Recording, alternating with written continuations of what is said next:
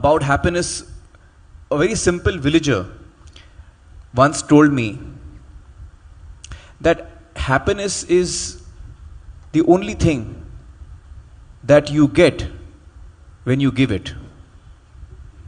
Now, this was a very big thought for me. How can I be happy? How can you be happy? This simple villager told me you can be happy if you give happiness. It is the only thing that you get when you give.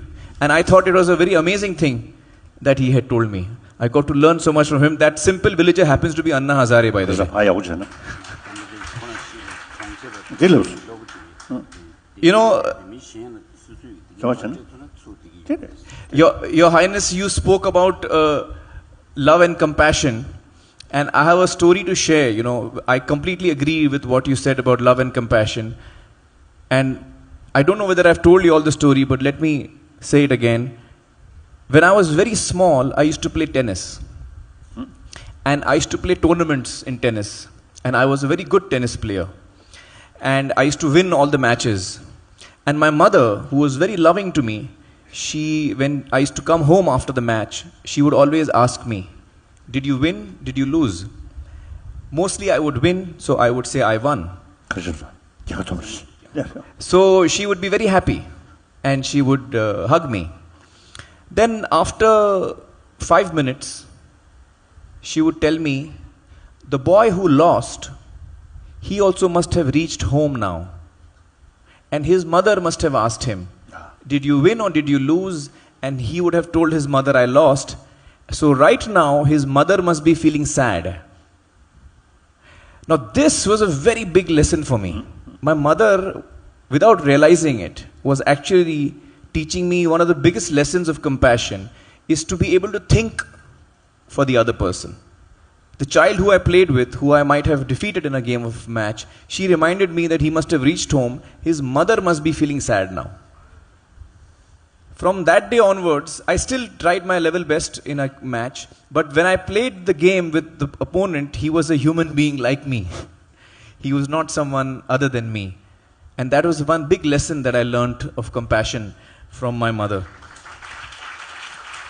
Your Holiness, I have a question for you. You know, sometimes what happens is we give a lot of love to someone who we love. We give a lot of compassion. We give a lot of caring to the person whom we love. But that person doesn't return it. That person doesn't reciprocate it. In such a situation, what can I do? What does one do?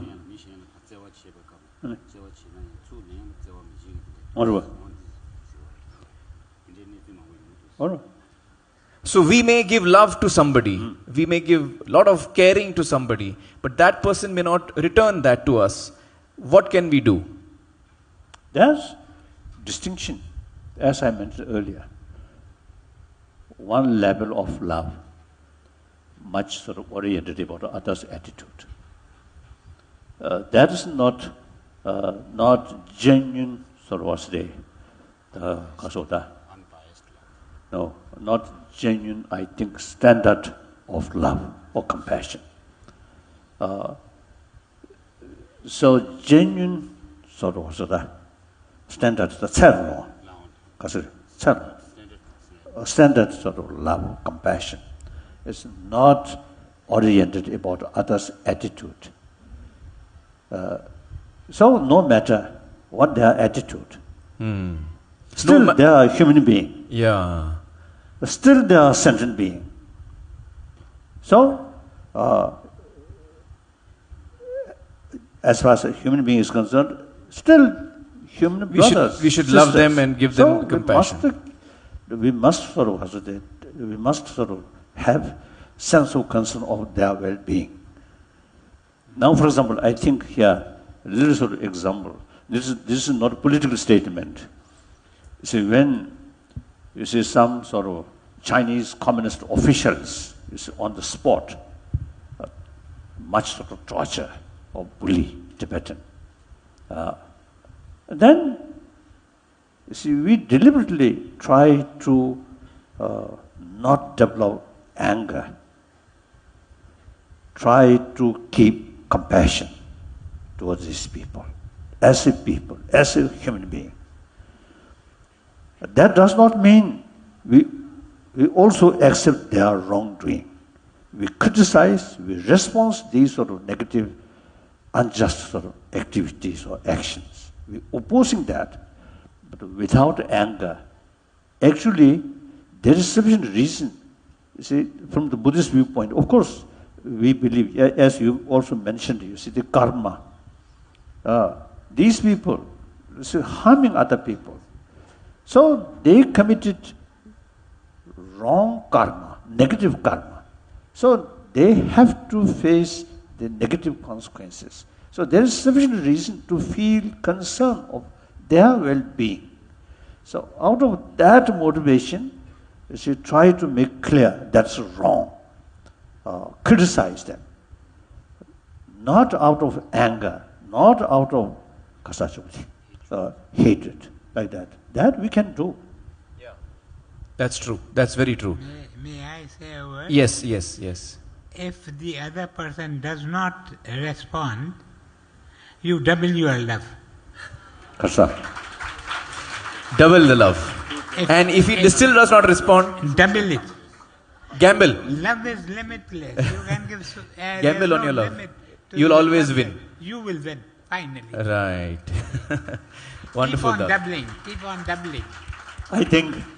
I think here maybe see, the comment from one monk may not be appropriate, but here, see, marriage, love, marriage on the with love. So just attraction about external beauty, not sufficient. Love towards internal beauty. Once you realize internal beauty, that is, you see,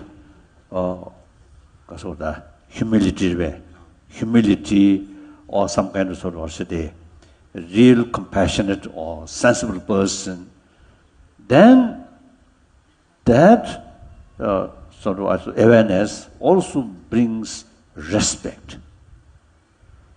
So, marriage with, or say, on the basis of inner beauty, automatically with respect, then after marriage, a little quarrel doesn't matter. Still, the marriage can live long-lasting marriage.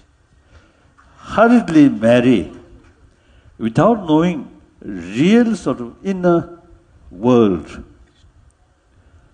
less inner beauty, only from physical, external sort of beauty.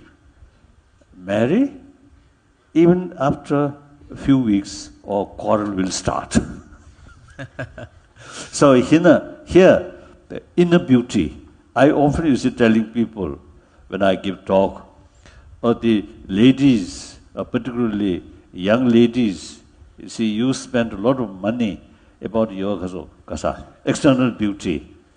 Good.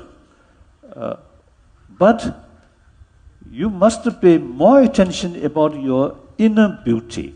That's more important. I also, you see, in 60s, one Tibetan government official, monk official, eventually he disrobed, and I know him very well. So his wife, not that much sort of attractive. So I tease him, "Oh, your wife, not that much attractive." And then he responded me, "Yes, external beauty is concerned, not much attractive, but internal beauty is very good." He told me like that. So that's wonderful. Then I have nothing to say. That's right. Thank you, Your Holiness. Thank you.